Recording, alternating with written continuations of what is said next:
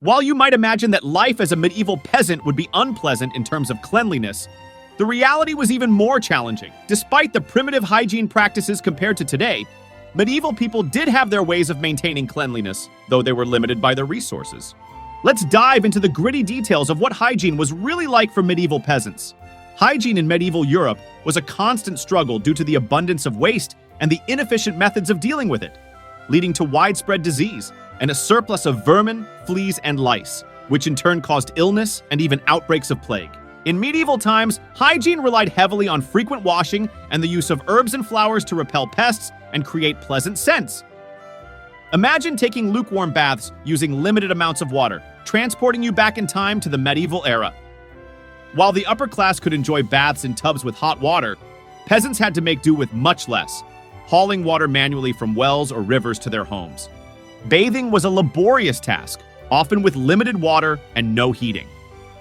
Many peasants bathed outdoors due to the lack of suitable indoor bathing facilities, especially after a day of strenuous manual labor.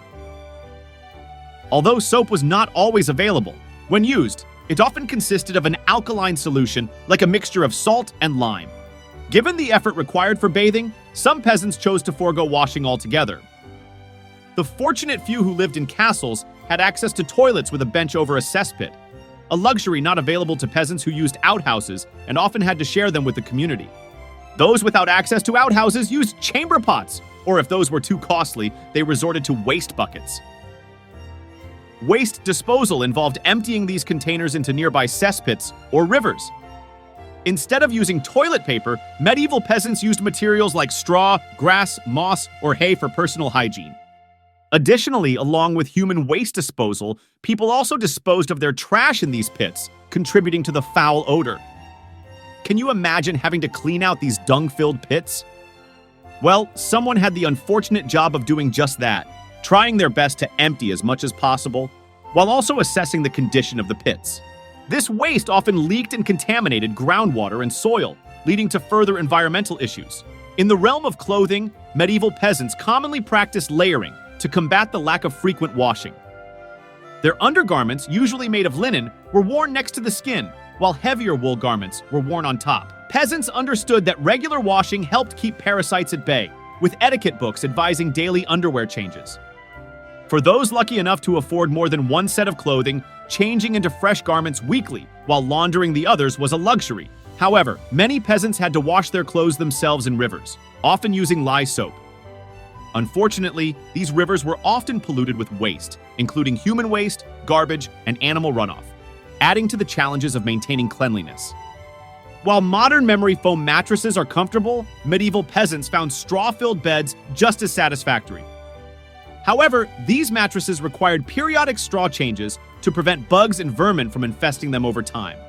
Peasants who slept on these types of mattresses often faced issues like bed bugs, fleas, lice, and rats infesting the straw. To address this, people incorporated scented flowers and herbs like mint, chamomile, and lavender into the straw if they could afford it. Menstruating during medieval times was undoubtedly challenging. Although historical information about this topic is limited, historians believe women used various items during their periods.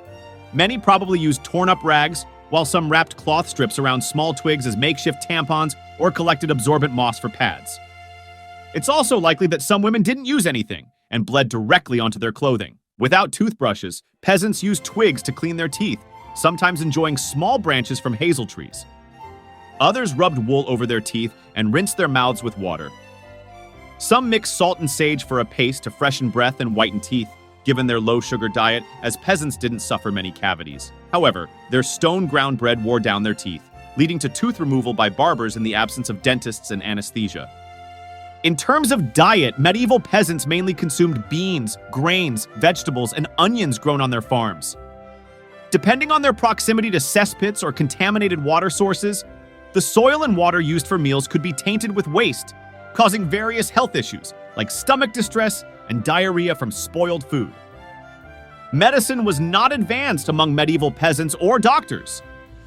They believed in balancing organs, seasons, elements, and temperaments to prevent sickness. They associated parasites with imbalances and suggested dietary control to avoid lice production. unaware that poor hygiene attracted parasites. The lack of understanding about filth infestation and disease meant everyone was vulnerable to parasites and illness.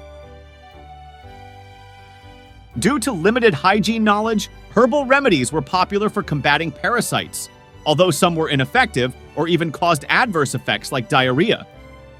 Medieval people had superstitions about illnesses, often resorting to bizarre treatments in desperate attempts to cure themselves. In essence, life as a medieval peasant was a constant battle against filth and disease, where basic hygiene practices were often overshadowed by challenging living conditions and limited resources.